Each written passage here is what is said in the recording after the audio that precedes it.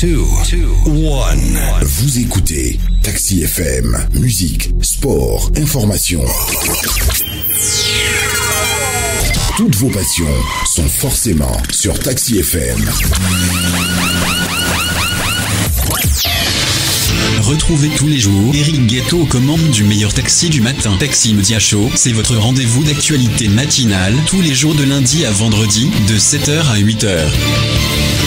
Taxi Media Show, information, révélation, décryptage, tout ce qui fait la une est décortiqué par ceux qui font l'actualité. Taxi Media Show, c'est le meilleur taxi du matin. Madame, Monsieur, bonjour. Bonjour à tous. Nous sommes ravis de vous retrouver ce matin à bord du meilleur taxi du matin. Nous savons que la nuit a été pénible pour certains d'entre vous. La grande pluie de la nuit dernière aura créé des dommages encore à Kotokoli-Zongo, Toglekopé, banlieue nord de Lomé. Et bien sûr, dans les quartiers traditionnels qui éprouvent des difficultés à chaque occasion de pluie. Quelques gouttes encore ce matin sur l'ensemble de la ville de Lomé et sur plusieurs villes à l'intérieur du pays. Alors prenez vos dispositions avant de sortir de chez vous. La météo annonce encore quelques averses dans l'après-midi de ce mardi. Taxi Media Show, c'est pour mieux comprendre l'actualité et les rédactions sont mobilisées à cet effet. Aujourd'hui, c'est mardi 10 avril 2018. Il est 7h, presque 8 minutes à Nyekonakwe. Taxi Media Show, le 7h irrigator. Et ce matin, nous visiterons seulement 4 rédactions.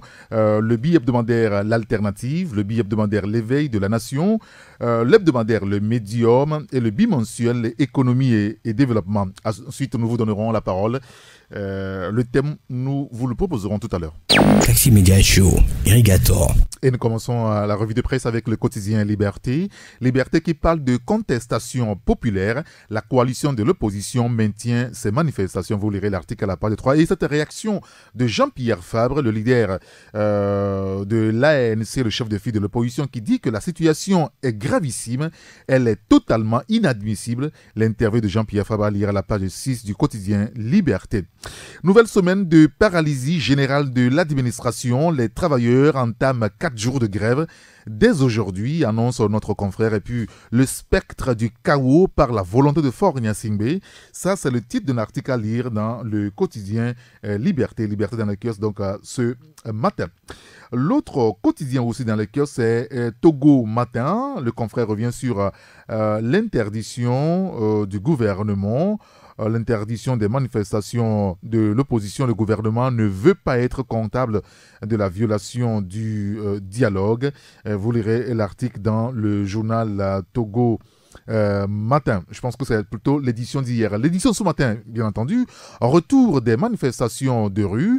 La coalition des 14 décrète-t-elle la fin du dialogue intertogolais? Se demande notre confrère Togo Matin. Le journal qui évoque la 13e réunion de Confégès à Lomé. Début des travaux de la session ministérielle demain mercredi. Et puis l'éditorial du journal, la réconciliation nationale à 88%. Etc. Vous lirez le reste dans le journal. Et puis après sa tournée dans 106 villages, le préfet d'Agouenivé, le colonel Awate fait le bilan. C'est à découvrir dans le journal. Et puis santé, nutrition, baobab, l'arbre du pharmacien à découvrir. C'est ce que le confrère nous propose. Donc vous lirez tout cela dans le quotidien Togo Matin. Notre premier coup de téléphone, c'est la rédaction de l'hebdomadaire Le Médium. Et c'est le patron qui est avec nous, Credo Tété. Credo, bonjour. Bonjour Eric. Merci de nous avoir rejoint Credo. Et ce matin, vous vous intéressez à cette situation au niveau de l'Église catholique. Le diocèse de Kpalimé est en zone de turbulence, écrivez-vous ce matin. Les éventuelles sanctions encourues par les prêtres récalcitrants, c'est ce que vous proposez à vos lecteurs à la page 4. Hein? Depuis quelques jours, Eric, nous assistons officiellement à l'expression d'un désordre organisé au sein de l'Église catholique du diocèse de Kpalimé. Les fidèles de l'Église ont vécu des minutes amères et inimaginables lors de la messe chrismale le mercredi saint à la cathédrale Saint-Esprit de Kpalimé. Des prêtres de Jésus-Christ s'étaient illustrés dans des rôles qui ont eu le mérite de scandaliser le peuple de Dieu dans une défiance totale de l'autorité du père évêque Monseigneur Benoît Alon. Ceci après bien de missions de la conférence des évêques du Togo depuis le mois de juin 2016. Des missions de miséricorde renouvelées à l'endroit du collège des consulteurs du clergé du diocèse de Palimé et surtout auprès des prêtres récalcitrants ou frondeurs et signataires d'une lettre contre leur évêque. Cher Eric, nos lecteurs retrouveront dans cette édition du jour donc les éventuelles sanctions encourues par les prêtres en mouvement selon le code de droit canonique de 1983. D'accord, très bien. Écoutez, on lira l'article à la page 4 et page 5 de votre journal Le Médium. Votre invité, l'invité de la semaine de votre journal Le Médium, ce matin, c'est Kossi Atinouglou, qui est le directeur du Centre d'informatique et de calcul, le directeur du projet Wi-Fi Campus. Il vous a parlé, Credo? Oui, Eric, la volonté manifeste des autorités togolaises de faciliter l'accès de la connaissance aux étudiants des universités publiques du Togo s'est manifestée par la mise à disposition de l'Internet haut débit sur les campus de Lomé et Kara. C'est le projet Wi-Fi Campus qui a été lancé officiellement en début de cette année 2018. Il a pour but de hisser les universités publiques du Togo aux meilleurs standards internationaux par un cursus universitaire et un système éducatif performant grâce à un accès permanent à Internet des étudiants. Nous avons donc reçu M. Kossi Atinouglou comme invité de la semaine. Je rappelle qu'il est le directeur du Centre informatique de calcul CIC à l'Université de Lomé et également directeur du projet de Wi-Fi Campus qui nous parle de ce projet justement et retenons, chers grands citoyens d'État, que nous trouverons des réponses à toutes nos questions, à savoir quel est l'apport du Wi-Fi Campus pour les étudiants et les enseignants, quelle utilisation font les étudiants de cet outil et pourquoi pas une connexion gratuite et illimitée pour les étudiants. Alors, votre invité, Kossi Atinouglou, donc directeur du Centre d'informatique et de calcul, directeur du projet Wi-Fi Campus à lire donc dans votre journal Le Médium ce matin. Politique enfin, Credo, pas question de violer les recommandations du facilitateur. C'est ce que vous écrivez ce matin. La coalition de l'opposition a exprimé le souhait de manifester les 11, 12 et 14 avril pour exiger la libération des prisonniers politiques. Le ministère de la Sécurité a invité les parties prenantes au dialogue à respecter les recommandations du facilitateur en ce qui concerne la suspension des manifestations pendant toute la durée des pourparlers. Tout feu vert donné à des rassemblements politiques serait une violation des recommandations du facilitateur. S'agissant du cas des personnes incarcérées dont les opposants réclament la libération, le ministre de l'administration territoriale, M. Payadoua Boupessi, a rappelé que le dialogue n'a pas suspendu le fonctionnement normal de la justice qui est indépendante. De ce qu'il en découle, cher Eric, nous constatons que la coalition des 14 estime qu'un engagement moral ne peut remplacer la Constitution sur le droit de manifester. Et pourtant, la même coalition a signé ce règlement intérieur sans en poser les limites.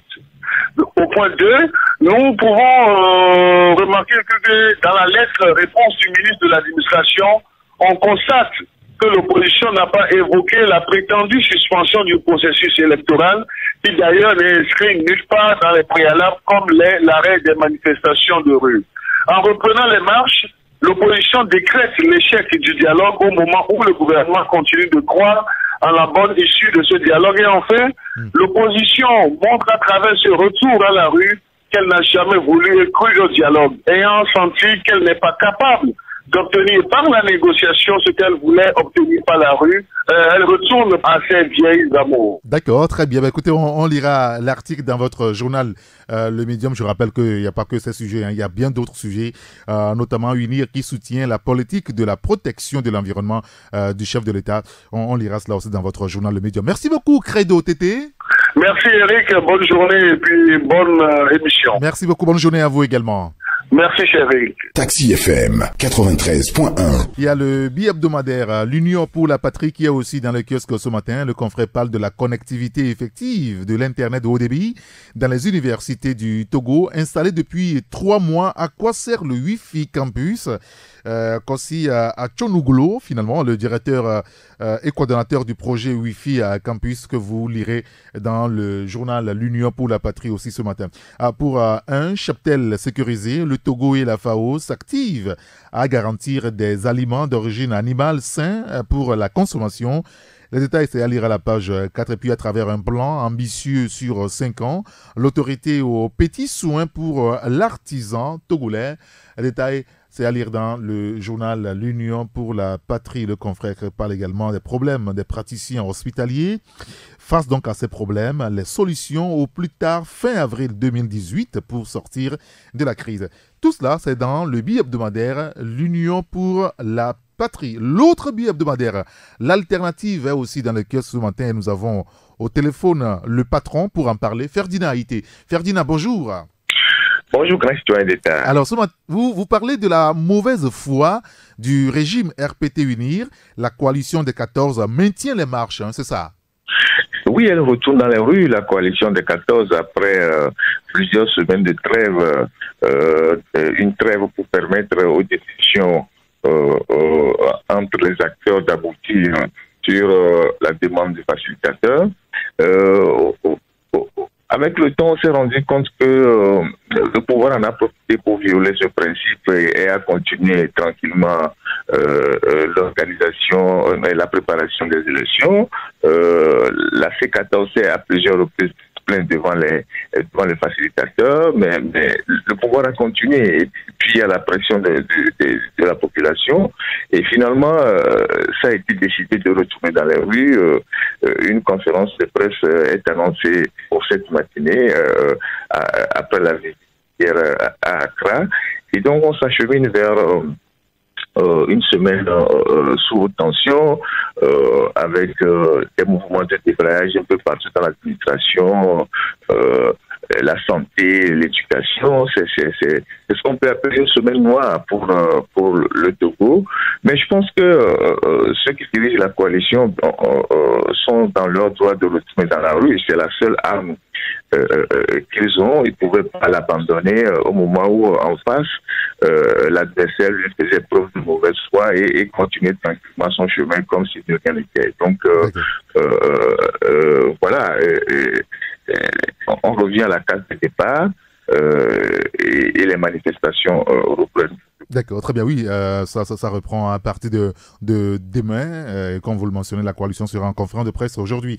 Et puis, Togo debout, une bête noire pour le pouvoir, c'est ce que vous écrivez aussi. Puis, Edem Kodjo qui prend la parole et se prononce, on va dire, sur la crise au Togo et en RDC. On lira sa réaction aussi dans votre journal alternatif ce matin. Puis, un autre sujet, c'est sur l'ancien ministre de l'Intérieur du Togo, François Bokor. Les nouvelles missions de François Bokor, c'est ce que vous relevez ce matin dans votre journal?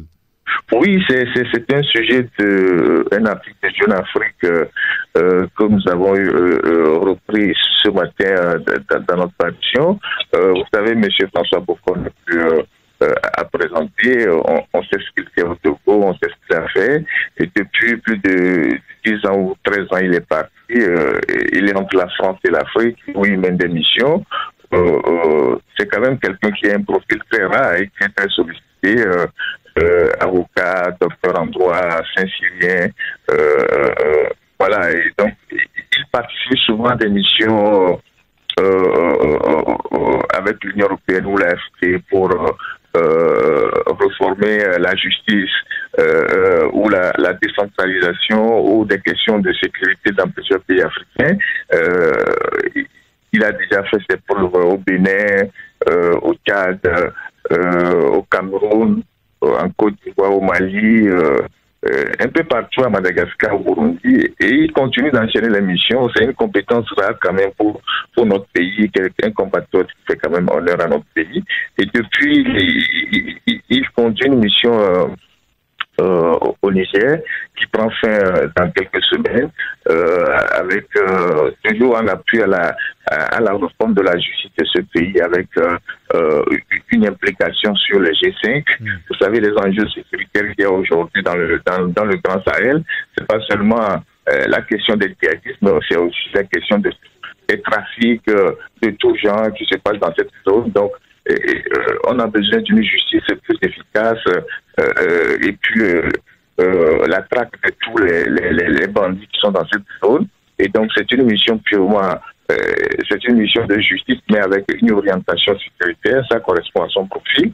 Et à partir du mois de mai, il sera au Maghreb, notamment au Maroc, où il pilotera une mission dans les mêmes normes évaluées à 75 millions d'euros. Et donc, c'est quelqu'un qui fait son chemin, mais qui garde quand même un œil sur la qualité de son pays. C'est quand même son pays. Il soutient, selon l'Afrique, Jeune Afrique, les revendications du peuple. Et voilà, donc, il fait son petit forum de chemin depuis, il enchaîne les missions. Et je pense que c'est une compétence que le Togo aura forcément besoin parce que M. François Bokor est un homme d'État en réserve de la République. D'accord, très bien. Écoutez, on lira l'article à la page 2 de votre journal. Et puis, vous vous intéressez également à ce phénomène Gaimen, Ferdinand, la dérive de la xénophobie ou la dérive xénophobe. C'est ce que vous relevez beaucoup plus ce matin. Oui, on avait déjà... on craignait qu'on en arrive là et je pense qu'on y est depuis.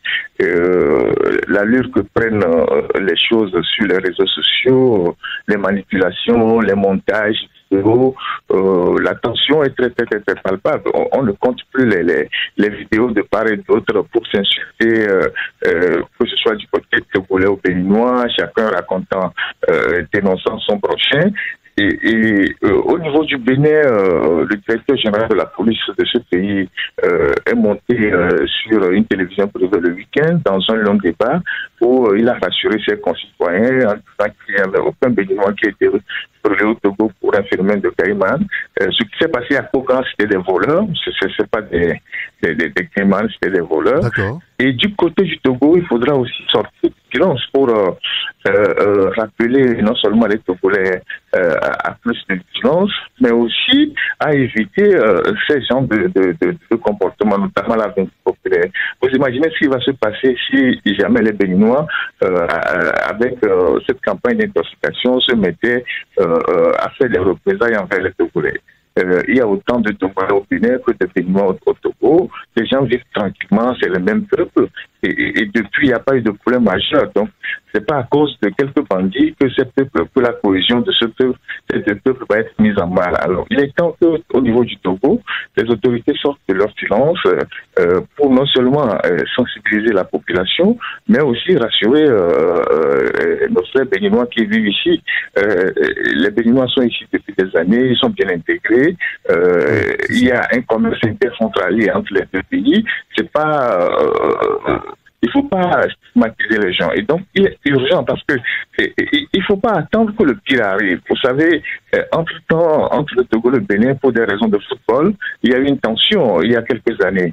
Et cette année, le Togo va encore jouer au Bénin, je crois, au mois d'octobre. Donc, il y a lieu d'éteindre rapidement cette tension qui est en train de naître sur les réseaux sociaux.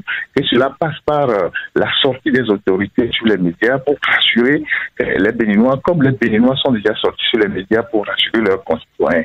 Parce que il y a énormément de mensonges et de manipulations sur les réseaux sociaux.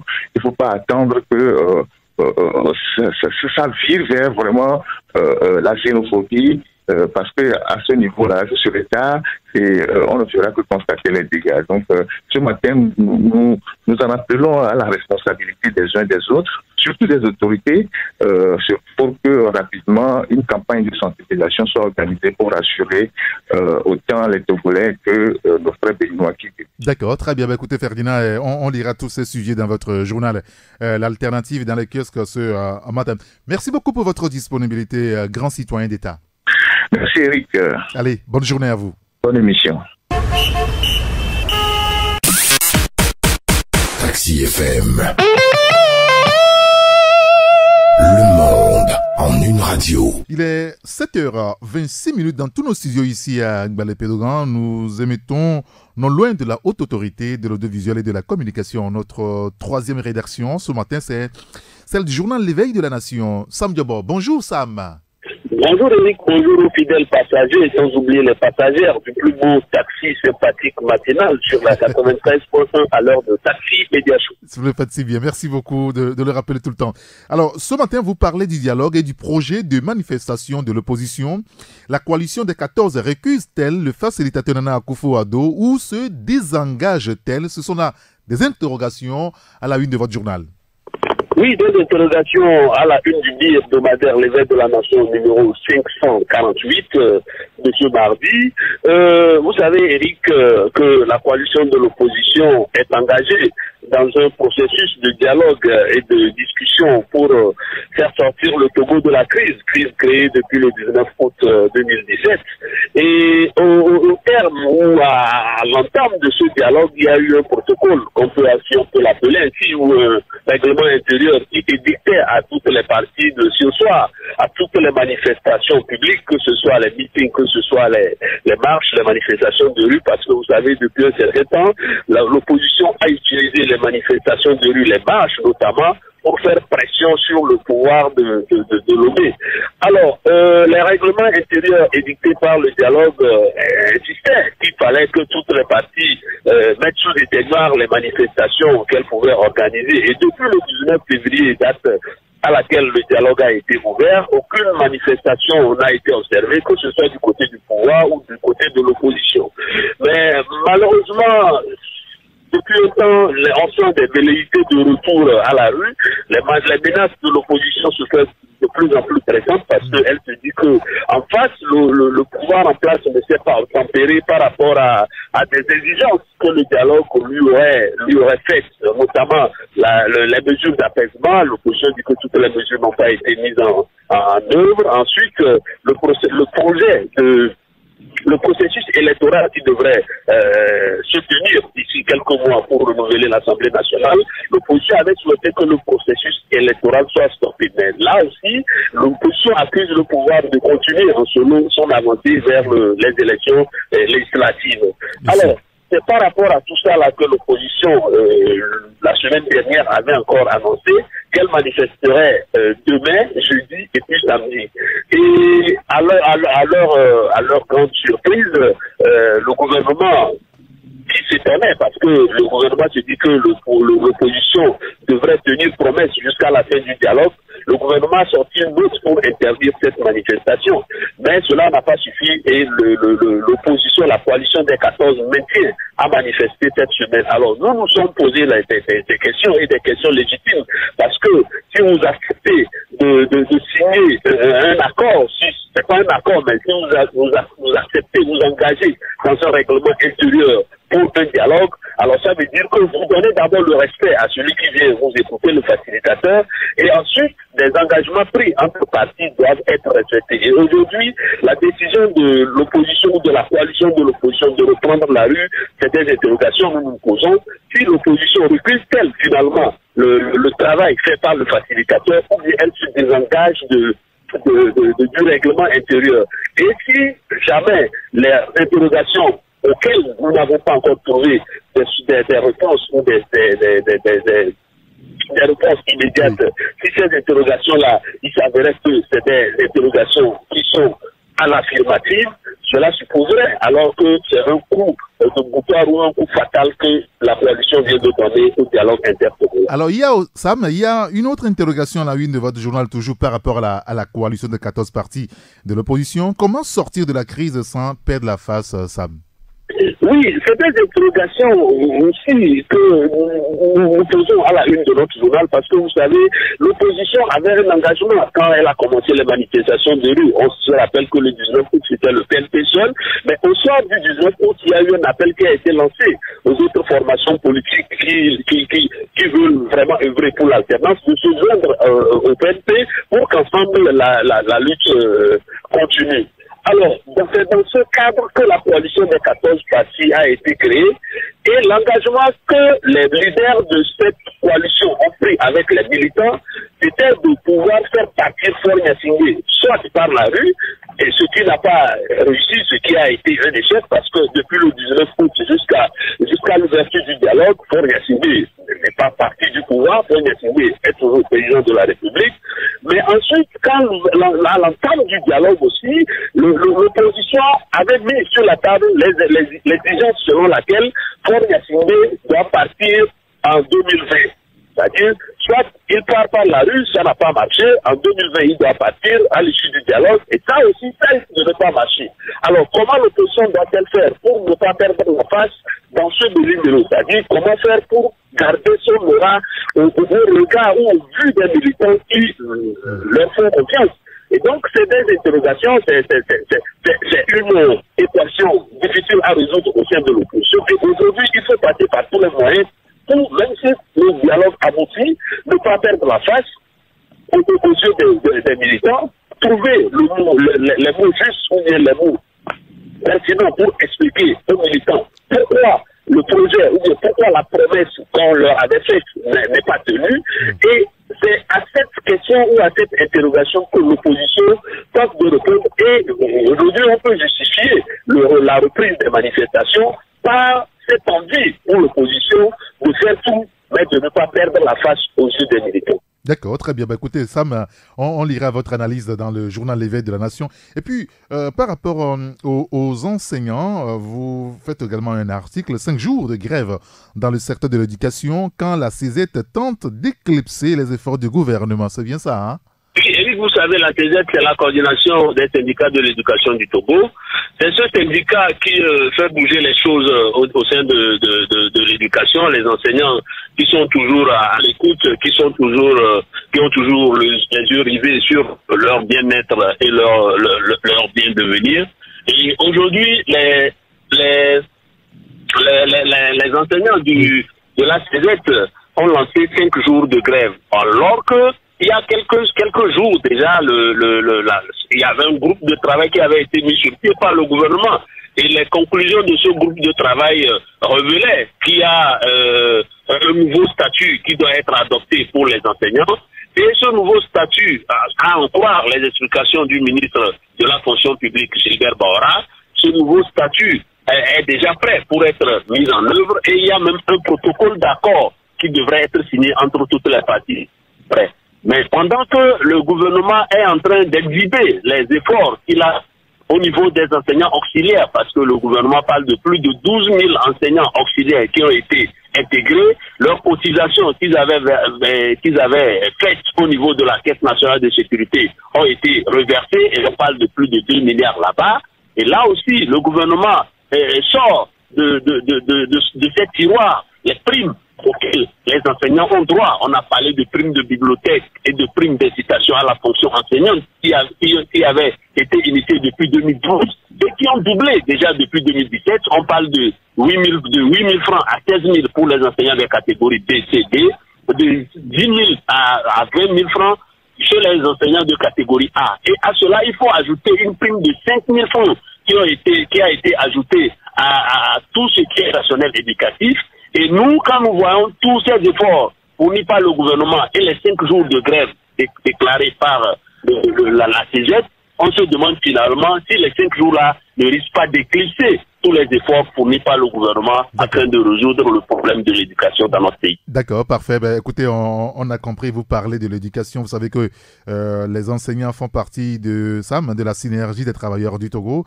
La synergie qui a programmé une manifestation dite silencieuse le 14 avril prochain. Le contre-amiral Fogan Adénion, qui est le maire de la ville de Lomé, vient de répondre au courrier de la ASCT demandant à la synergie de tenir compte de la recommandation des facilitateurs du dialogue, appelant les acteurs sociopolitiques à suspendre les manifestations politiques pour sursoir donc à leur marche.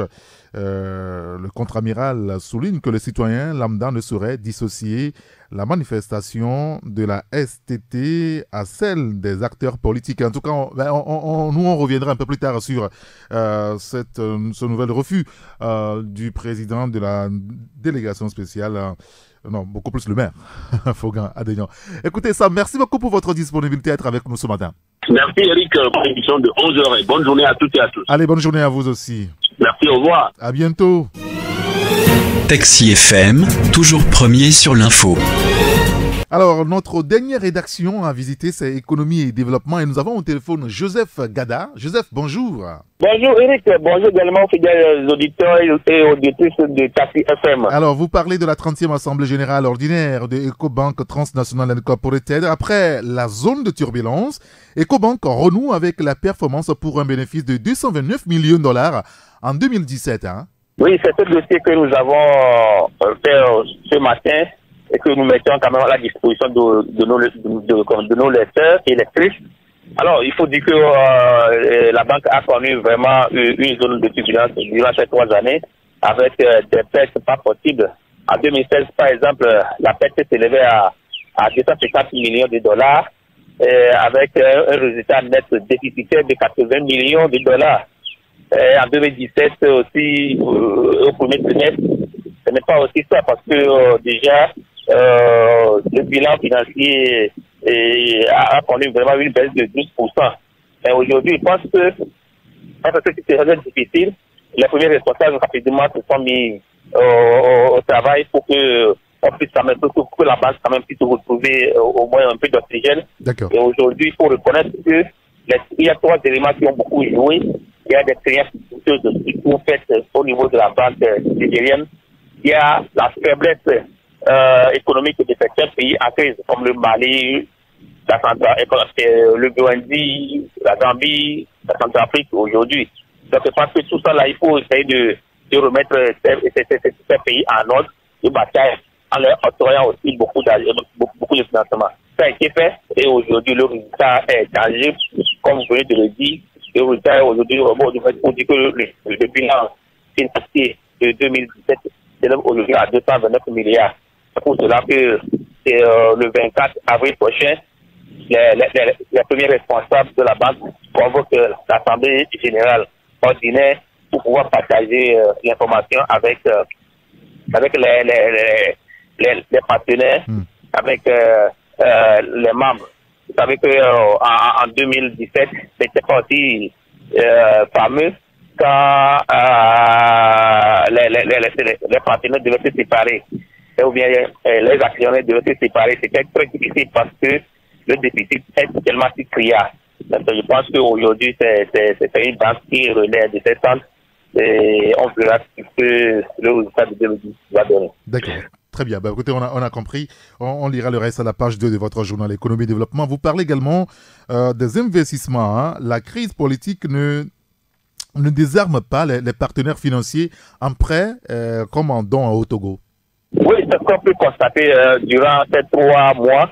Vous vous rappelez très bien que durant les 7 mois que le Togo a connu avec la crise politique qui a mis complètement à genoux l'économie togolaise. Vous savez que à la fin de l'année 2017, selon les recettes perdues, c'est élevé à 100 milliards de dollars avec ces corollaires que nous ne devons plus encore en parler parce que vous savez très bien que même les hôtels ont connu des défaillances. Oui, bien sûr. Vous savez très bien que également les investisseurs ne peuvent plus venir au Togo parce que l'argent n'aime pas le bruit. Mais aujourd'hui, on peut remarquer durant les 3 mois qu'il y a eu une reprise quand même de l'activité économique.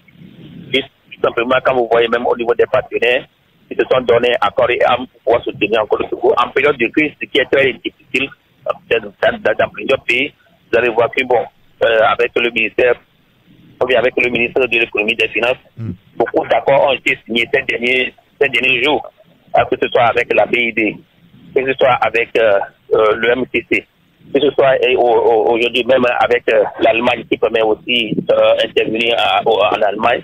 Voilà tous ces efforts de ces partenaires que nous voulons vraiment saluer à travers ce dossier. Et juste dire tout simplement que avec l'ouverture du dialogue, il y a une petite évolution.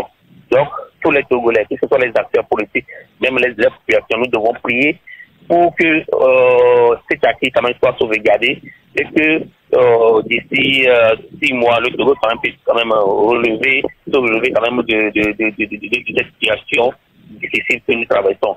Alors, je pense que ce soit la coordination du système des Nations Unies, que ce soit les diplomates accrédités au Togo, ces personnalités quand même ont appelé déjà les acteurs politiques à prendre conscience de la situation togolaise pour que le Togo ne retourne plus en arrière comme dans des années précédentes.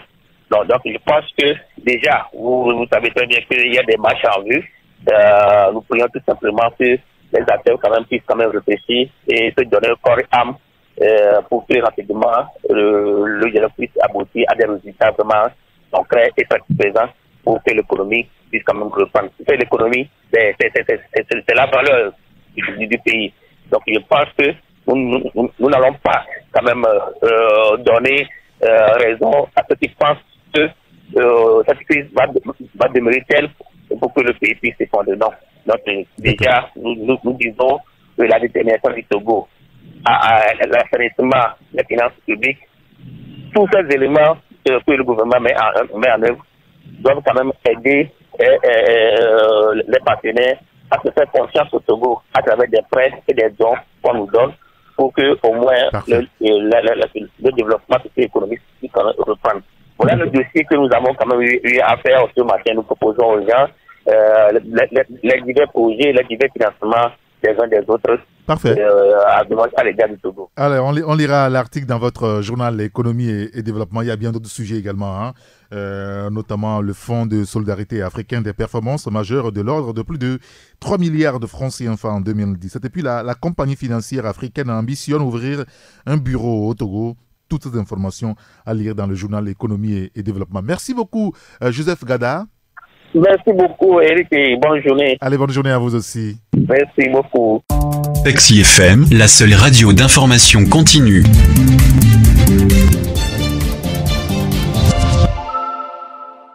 Et voilà, dans les kiosques, ce matin, pas mal de journaux. Vous avez le quotidien Liberté, le quotidien Togo Matin.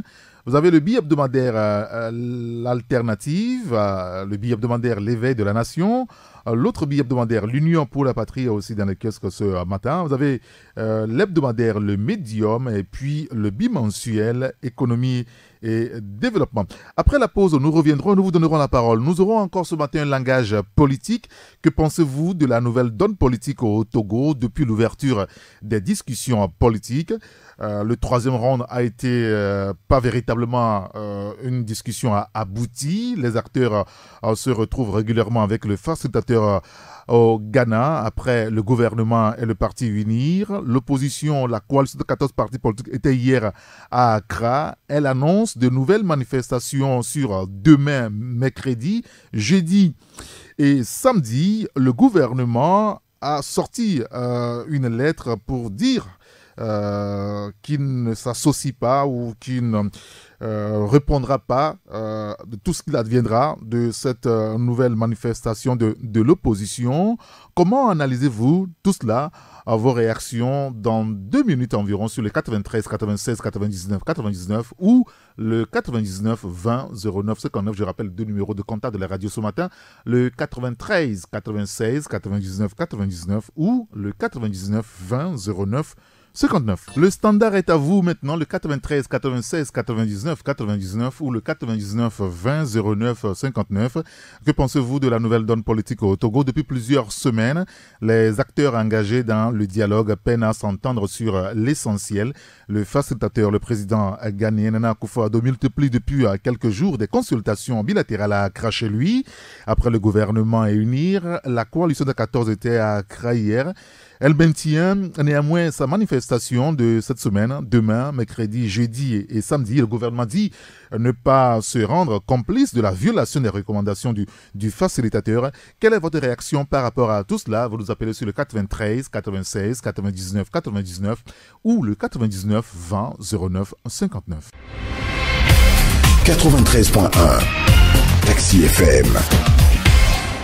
Nous parlons politique ce matin avec les discussions qui traînent elles qui sont engagées depuis plusieurs semaines maintenant. L'opposition entend maintenir maintenant la rue. Une manifestation est prévue cette semaine, demain, mercredi, jeudi et samedi. Le gouvernement togolais dit ne pas se rendre complice de la violation des recommandations du facilitateur. Cette recommandation de suspendre tout mouvement durant le processus du dialogue. Quel est votre avis sur ce sujet? Vous nous appelez sur le 93 96 99 99 ou le 99 20 09 59. Et nous avons notre premier auditeur au bout du fil. Allô? Allô? Alors? Oui, bonjour. Bonjour. Vous êtes à l'antenne. Quel est votre nom? Oui, quel est votre nom, s'il vous plaît? C'est comment? Monsieur Komla, nous vous écoutons. Si le gouvernement, c'est lui qui organise tout. C'est-à-dire, s'il ne veut pas que ça commence, il n'a qu'à se garder un responsable, quoi. Je n'ai pas compris, Komla, oui. Expliquez-nous. Oh là là, Komla qui est reparti, on n'a pas bien saisi ce qu'il dit. On espère le retrouver. Le 93 96 99 99 ou le 99 20 09 59. Allô? Oui. Oui, bonjour. C'est Boris depuis Adidazor. Monsieur Boris, comment allez-vous? Très bien. Nous vous écoutons. En fait, ce que je pouvais dire concernant la reprise de manifestation, oui, c'est de dire tout simplement que le gouvernement n'a pas envie de faire ce que le peuple ou la population togolaise demande. Nous nous rappelons tous ici qu'en 8 nuits, on a changé à plusieurs reprises notre constitution. Et dans tout ça, les morts, les arrestations, tout ça ne dit rien à notre gouvernement. Il pourrait se lever, je vous parle bien du président de la République, venez tout simplement à la télé pour dire, mes frères et mes soeurs togolais, je voulais vous rassurer que dans tout ce qui se passe en 2020, je ne pouvais plus me représenter. Vous allez voir comment les gens vont danser à Lomé ici. Et s'il fait ça et personne ne sort dans la rue pour danser, et en demain, il n'est qu'à revenir sur la même télévision pour dire mes amis. En 2020, je voulais me représenter. Pour voici une manifestation pas. Donc, je voulais tout simplement dire au gouvernement et surtout au président de la République de laisser l'intérêt commun de leur groupe, là, de leur petit groupe là, et de veiller à ce que notre doléance ne soit pas acceptée, au moins pour une fois, pour voir la grâce ou la bénédiction que Dieu va les accorder. Alors, Boris, l'opposition veut manifester une nouvelle fois cette semaine. Est-ce que cela n'est pas en violation quand même des recommandations, des engagements pris? Bon, si par exemple, vous êtes le père de la famille, vous êtes le papa dans la maison, et que dans la maison, c'est-à-dire vous êtes la seule personne à réagir ou bien à donner la voix pour que les choses reviennent à la normale. Et dans tout ça, vous ne réagissez pas parce que vous dites que vous êtes le grand, le plus grand. L'enfant ne peut pas vous affronter et vous avez votre chose là. La force naturelle que Dieu vous a donnée en tant que père de famille pour piétiner l'enfant. Le jour où l'enfant va se retourner contre vous, vous n'aurez plus même les armes lourdes que vous disposez là ne peuvent vous venir contre la force de cet enfant. Je voudrais tout simplement dire que moi, je suis d'accord pour que la manifestation reprenne. D'accord, très bien. Je serai le premier à être sur le terrain même. D'accord, très bien. Boris, merci de nous avoir appelés. Passez une excellente journée. 93 96 99 99 ou le 99 20 09 59. Nous sommes sur Radio Taxi FM Lomé à l'heure de Taxi Media Show. Et nous avons notre troisième auditeur. Allô? Oui, bonjour, monsieur Eric. Bonjour, mon grand citoyen d'État. Comment allez-vous? Oui, ça va. C'est monsieur? Monsieur Kokou Togo. Monsieur Kokou, nous vous écoutons. Oui. Moi, je voudrais parler sur le point des 14.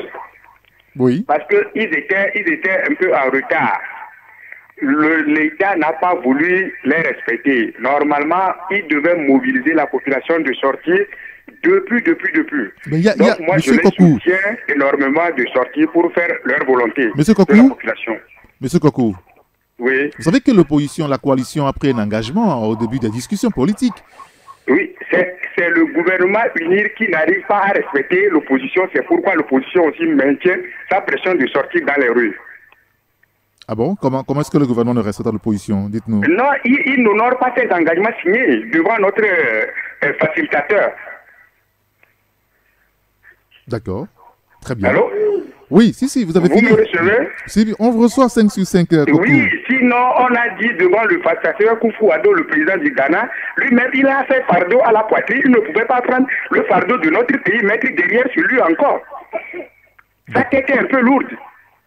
Oui, bien sûr, sûrement. Merci et bonne émission. Merci beaucoup, M. Kokou. Merci de nous avoir contactés. Passez une excellente journée. 93 96 99 99 ou le 99 20 09 59. Nous sommes sur Radio Taxi FM Le Débat ce matin. C'est par rapport à la politique. Que pensez-vous de la nouvelle donne politique au Togo? Depuis plusieurs semaines, on le voit, les acteurs engagés dans le dialogue ont de la peine à s'entendre sur l'essentiel. Hein. L'opposition veut maintenir la rue en alerte. Une nouvelle semaine de manifestation. Le pouvoir dit ne pas se rendre complice de la violation des recommandations. En clair, le gouvernement togolais n'est pas d'accord par rapport donc à la manifestation de l'opposition. Quelle est votre réaction par rapport à tout ça? Allô? Oui, bonjour, TFM. Bonjour. Je pense qu'on a des problèmes sur cette ligne. On va devoir peut-être ne pas recevoir l'auditeur là et on le retrouvera un peu plus tard avec un technicien qui s'affaire de ce côté-là. 93 96 99 99 ou le 99 20 09 59, c'est le numéro de contact de la radio. Ce matin, nous parlons politique. Nous avons encore 2 minutes avant la pause. Allô? Allô, bonjour, TFM. Bonjour, mon grand citoyen d'État. Comment allez-vous? Oui, ça va bien. Ici, c'est le roi Charles. Ça va pareil. Monsieur? Le roi Charles, le surnom. Non, donnez-nous votre petit nom, votre prénom. Ouais, le prénom c'est Monsieur Awali. Monsieur Awali, nous vous écoutons maintenant. Ok, merci. Oui, j'interviens pour une première fois sur la chaîne. Merci d'intégrer la grande famille de Taxi FM. Nous vous écoutons, Awali. Merci bien. Par rapport à la situation du pays, il faudrait qu'on ait ce courage de nous dire le régime ici n'a plus aucune responsabilité, aucune légalité pour interdire quoi que ce soit. À partir du moment où le régime même ne respecte pas son peuple, et si ici je donne le nom peuple, certains me diront, on n'appelle quoi pas le peuple ici? Oui, le régime en place à son peuple, vous poussez aussi à son peuple. Et entre-temps, les deux partis ont essayé de faire valoir le peuple. Le régime n'a pas pu supporter. Le régime même est persuadé qu'il n'a pas un peuple conséquent. Alors, si les institutions doivent fonctionner en fonction pour le peuple, plutôt si les institutions doivent fonctionner, c'est parce qu'il y a le peuple. Alors, si ce peuple demande une certaine chose, c'est une obligation que le régime accepte. Et non de nous dire que non, comment l'appelle-t-on? Quand bien même qu'il y ait le dialogue, on ne peut pas, les institutions ne peuvent pas sursoir leur fonction. Alors, si les institutions doivent travailler, c'est le peuple. Oui, par rapport à la manifestation de cette semaine, quel est votre avis là-dessus? Justement, c'est ça, c'est là que je suis en train d'en venir, puisque si le régime n'a pas pu sursoir les institutions, c'est-à-dire les activités de la CENI, c'est dire que les marches sont bien maintenues. D'accord, très bien. C'est ça la réalité. Merci beaucoup, Awali. On a cerné le fond de votre pensée. Passez une excellente journée. À très bientôt. Sur Taxi FM. L'info roule. Encore une dizaine de minutes à passer à l'antenne. Le débat de ce matin porte sur la situation politique de notre pays. Vous savez que depuis plusieurs semaines, les acteurs engagés dans le dialogue peinent à s'entendre sur l'essentiel. Le facilitateur multiplie des rencontres bilatérales depuis quelques jours. La semaine dernière, c'était le pouvoir. Cette semaine, beaucoup plus hier, l'opposition était à Accra. L'opposition qui maintient malgré tout, on va dire, sa manifestation de cette semaine. Le gouvernement dit ne pas se rendre complice quand même de la violation de ce qui considère comme des recommandations du facilitateur. Quelle analyse vous faites de la situation actuellement? Vous nous appelez sur le 93 96 99 99 ou le 99 20 09 59. Notre cinquième auditeur. Allô? L'auditeur a quelques petits soucis. Allô? Allô, bonjour. Oui, bonjour. C'est M. Komlavi. Monsieur Komlavi, comment allez-vous? Je vais bien. Très bien, nous vous écoutons. Oui. Aujourd'hui, nous constatons que l'opposition qui avait trouvé bon d'accepter de rompre avec la marche, de répondre à la marche. Mais ce que moi je ne comprends pas, pour faire pression sur qui? C'est le président Daniel qui dirige le débat. Aujourd'hui, nous sommes à un niveau de proposition. Ils ont fait des propositions. La plupart du pouvoir a des propositions. C'est l'opposition qui a demandé qu'un Togolais ne soit pas présenté à une élection, ce qui est antidémocratique. Et aucun président au monde ne peut soutenir ça. Aujourd'hui, Nana Akufo-Addo a des problèmes à résoudre ce problème parce qu'il n'a pas de moyens ou bien la loi pour dire à Front National de ne pas se présenter pour décanter la situation. Aujourd'hui, et maintenant on veut marcher pour faire pression sur Nana Akufo-Addo ou bien Tutsi. Je pense que c'est là le problème. Ce qu'il faut faire, il faut faire des réformes légales, réformes constitutionnelles institutionnelles. Laisser tout le monde aller à l'élection avec les deux tours. Je pense que si le procès est bien organisé, le peuple va voter. Et celui qui ne peut pas choisir, c'est lui qui va diriger le pays. Aujourd'hui, monsieur Komlavi, aujourd'hui, il y a quand même statu quo qui est réel aujourd'hui. Oui, maintenant, c'est là où ce qui bloque, c'est ça. Parce que le président Daniel n'a pas de moyens pour dire à Front National, comme le désir de l'opposition, de ne pas se présenter. Le G5 l'a dit, Macron l'a aussi dit. Ça veut dire qu'il faut déjà penser à l'échec de ce dialogue? Si l'échec, c'est le Togolais qui va encore souffrir, le peuple togolais qui va encore souffrir. Donc nous appelons pour encore supplier les partis politiques de l'opposition de revoir leur position. D'accord. Si ça échoue, c'est pour tout le Togolais. On a souvent souffert avec cette histoire des réformes. Aujourd'hui, que nous avons la chance que le pouvoir, ailleurs où les États sont en train de sauter les verrous de ce mandat, accepte de limiter le mandat et fait de tout, accepter, on avance. D'accord, très bien. Monsieur Komlavi, merci de nous avoir appelé. Passez une excellente journée. 93 96 99 99 ou le 99 20 09 59. On donne la parole aux autres auditeurs également. Ils sont nombreux à chercher à être à l'antenne ce matin. Allô? Allô? Oui, bonjour. Bonjour, monsieur Erigaton. Monsieur Georges? Ouais. Vous allez bien? Très bien. Nous vous écoutons. Monsieur Erigaton. Oui. Finalement, moi, dans cette crise politique que j'ai le Togo, je dois te dire pour une grande responsabilité que les journalistes jouent dans ce jeu-là.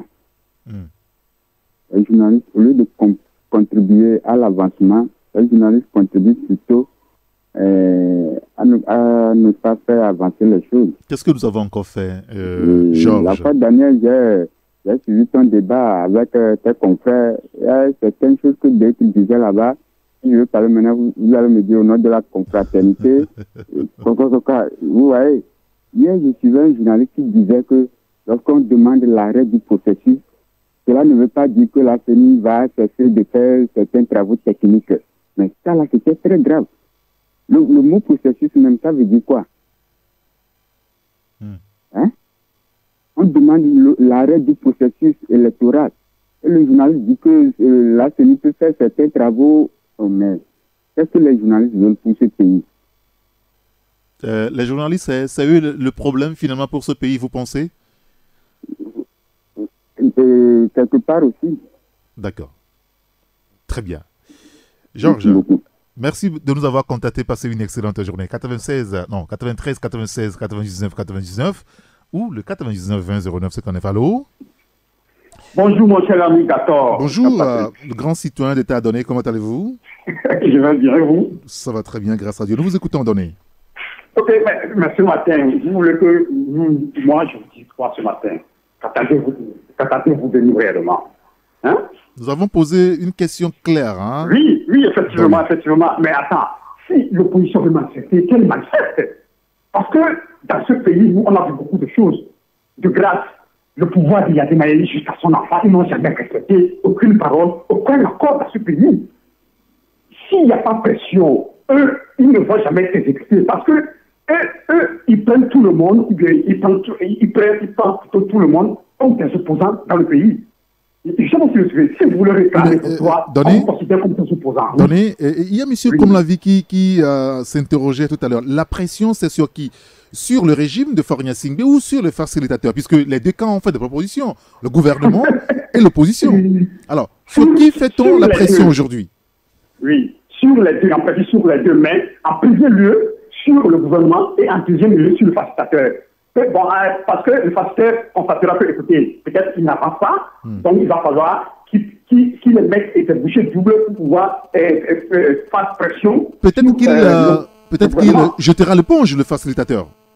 Mais s'il jette l'éponge, la communauté internationale constatera que, encore une fois, le pouvoir d'Yadima jusqu'à son enfant est métier toujours dans le dilatoire. Parce que ce qu'il faut noter est que ce dialogue a montré une fois encore le double langage sur la chaîne du pouvoir d'Yadima son enfant, qui ne peut pas quitter le pouvoir et qui pense juste au retour du Seigneur Jésus-Christ. Non, mais en même temps, donner pour être président ou pour venir au pouvoir, c'est par les élections et on ne partira que par les élections. C'est aussi ça, la situation. Oui, c'est évident, on n'a jamais gagné plusieurs fois ce pays. Je voulais dire une fois que c'est moi qui te pousse pour le match d'attaque, je vous dis, eux, ils vont me gagner. Je le dis toujours.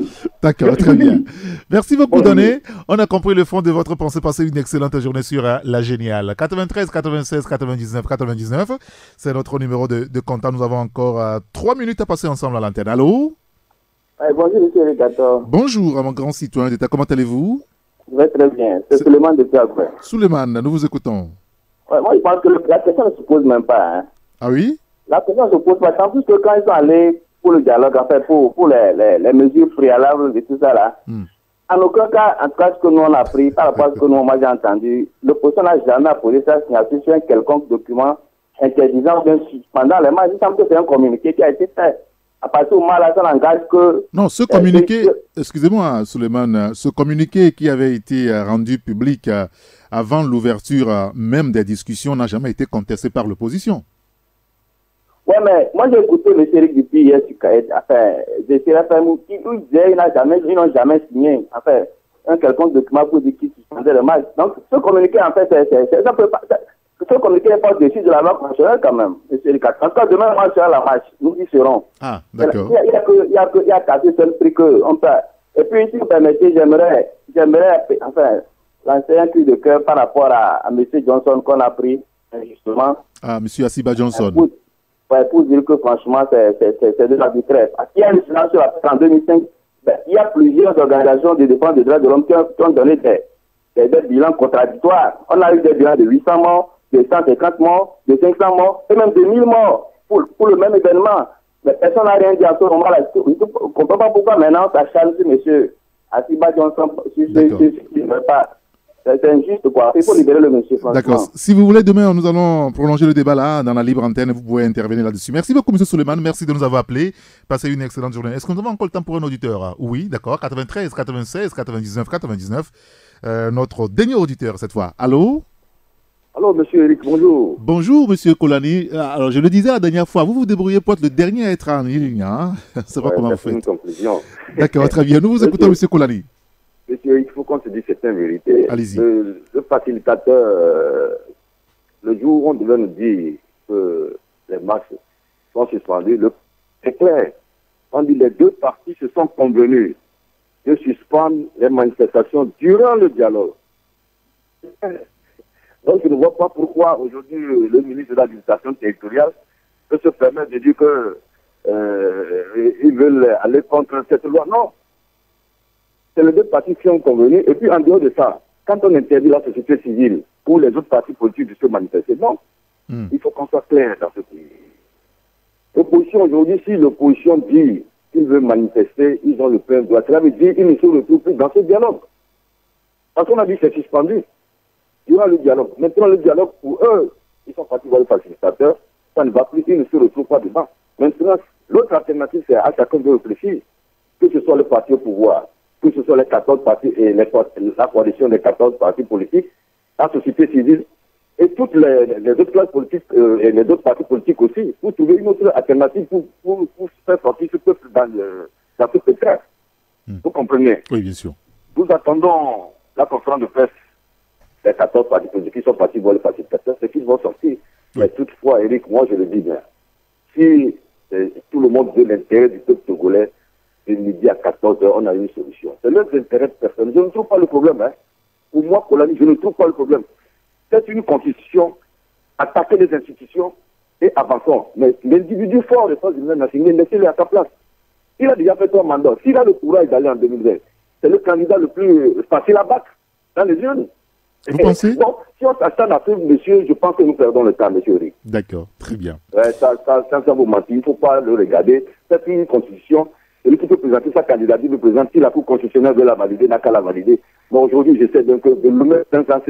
Personne ne veut plus entendre un Nassingbe encore au pouvoir en 2020. Ça, tout le monde le sait. Maintenant, si on s'intéresse à ça, c'est un jeu. Et puis, tenez-vous bien, au niveau des partis politiques aussi, ils font le jeu, les 14 là. Ils font le jeu avec le pouvoir. Hein. Ah bon? C'est un jeu aussi. Ils savent bien que la candidature de Ford, c'est rien du tout, mais ils le mettent seulement pour amuser la galerie, pour les despictables. D'accord. Donc, monsieur ne nous donne pas le problème de l'insomnie, non. Monsieur Kolani, merci pour l'émission. Merci, mais nous souhaiterons discuter avec vous hors antenne. Donc, après l'émission, vous nous appelez. Passez une excellente journée. Donc, c'est la fin du Taxi Média Show de ce mardi. Merci donc à M. Kolani, M. Suleiman, M. Donné, Georges, comme la vie, Awali, Kokou, Boris et comme l'homme, malheureusement, lui, on ne l'a pas entendu véritablement puisque sa ligne a été coupée. Merci à vous tous de nous avoir contactés, à tous ceux qui sont restés aussi de l'autre côté. Merci à Adia Prospect qui a assuré la coordination technique. Oui, bien habillé ce matin, je le vois. Merci beaucoup. Emmanuel Afanyagbe. Emmanuel Afanyagbe que vous retrouverez juste après nous pour la suite et la fin de la matinale. À 9h, la salle de rédaction pour le journal. Beaucoup plus le bulletin d'information. Et puis à 9h10, Joël Roniglo pour le journal en événement. Je vous retrouve un peu plus tard à 11h avec les confrères où nous décrypterons l'actualité sociopolitique de notre pays. D'ici là, passez une excellente journée. Appelez-moi Saint-Henri Gâteau. À bientôt. 10, 9, 8, 7, 6, 5, 4, 3, 2, 1. Vous écoutez Taxi FM, musique, sport, information. Toutes vos passions sont forcément sur Taxi FM.